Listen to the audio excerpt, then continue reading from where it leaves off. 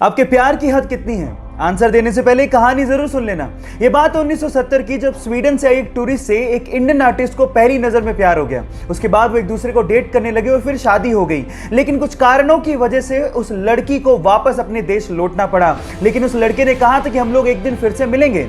इतने पैसे नहीं थे कि वो लड़का फ्लाइट ले सकता, इसलिए साल भर बाद उसने अपना सब कुछ बेच के 60 रुपए में एक साइकिल खरीदी और 500 रुपए लेके दीवाना निकल पड़ा दिल्ली से अपने प्यार से मिलने। और 4 महीने की मशक्कत के बाद, कोई टेक्नोलॉजी ना होने के बावजूद भी वो स्वीडन पहुंच गया। इतना शिद्दत वाला प्यार देखकर लड़की के माँ बाप ने लड़के और लड़की की फिर से स्वीडन में शादी करवा दी। है ना जुनूनी बात? आपके प्यार में कितना जुनून है, चैट सेक्शन में लिखने मत भूलिएगा। जब आपको इंटरनेट पे कुछ सर्च करना होता है तो आप कहां जाते हो? ऑब्वियसली दुनिया के सबसे बड़े सर्च इंजन गूगल पे। लेकिन क्या गूगल की भी खुद की कोई फुल फॉर्म होती है? चलिए मैं आपको बताता हूं। इसकी भी एक फुल फॉर्म है और वो है global organization of oriented group language of earth. लेकिन ये इसकी ऑफिशियल फुल फॉर्म नहीं है। देखिए, गूगल शब्द गूगल के फाउंडर्स ने ही इजाद किया था और ये वर्ड गूगल से इंस्पायर्ड था। और गूगल एक नंबर है जिसमें एक के पीछे 100 जीरो होती है। ये इतना बड़ा नंबर है। गाइस, आपको ये इंटरेस्टिंग फैक्ट जान के कैसा लगा, चैट सेक्शन में जरूर लिखेगा। इरिन नाम की एक महिला बहुत समय से बंजी जंपिंग करना चाहती थी। एडवेंचर किसे नहीं पसंद। और इसके लिए वो जाम्बिया गई और उन्होंने दिन चुना 31 दिसंबर 2011 का। लेकिन जिस नदी के ऊपर से वो बंजी जंपिंग करना चाहती थी, उस नदी में बहुत सारे मगरमच्छ थे।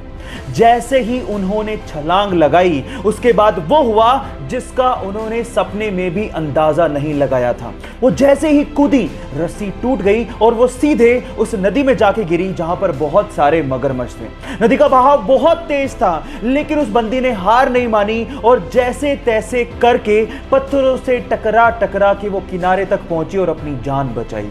कभी कभी एडवेंचर हमारे लिए लेने के देने कर देते हैं, लेकिन इस महिला की जाबाजी के लिए 1 लाइक तो बनता है। गाइज, आप लोगों ने पीरियोडिक टेबल तो जरूर देखी होगी, लेकिन क्या आपको पता है कि इस पूरी ही पीरियोडिक टेबल में हीलियम इकलौता ऐसा एलिमेंट है जो कि अर्थ के एटमॉस्फेयर में डिस्कवर ही नहीं किया गया। एक्चुअली उसे सन के एटमॉस्फेयर में डिस्कवर किया गया था। इसीलिए इसका नाम ग्रीक वर्ड हीलियोस से इंस्पायर्ड है, जिसका मतलब है सूर्य देवता। वैसे भी हमारे अर्थ एटमॉस्फेयर में हीलियम ना के बराबर है, तो यह कहना गलत नहीं होगा कि हीलियम अर्थ एलिमेंट है ही नहीं। ऐसे ही केमिस्ट्री के इंटरेस्टिंग फैक्ट और अगर आप केमिस्ट्री पढ़ना चाहते हैं तो हमारे YouTube चैनल को सब्सक्राइब करना मत भूलिएगा, लिंक बायो में गिवन है।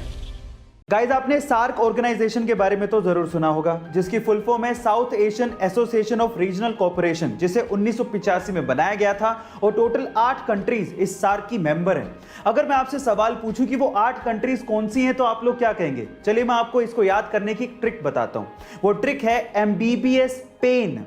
M मने मालदीव्स, B मने बांग्लादेश, B मने भूटान, S मने श्रीलंका, P मने पाकिस्तान, A मने अफगानिस्तान, I मने इंडिया और N का मतलब है नेपाल। इस ट्रिक का श्रेय UPSC ड्रीमर्स को जाता है। ऐसी अमेजिंग वीडियोस के लिए YouTube पे हमारे चैनल को सब्सक्राइब कर लीजिएगा, वीडियो को शेयर करिएगा और लाइक करना मत भूलिएगा। मिलते हैं अगली वीडियो में।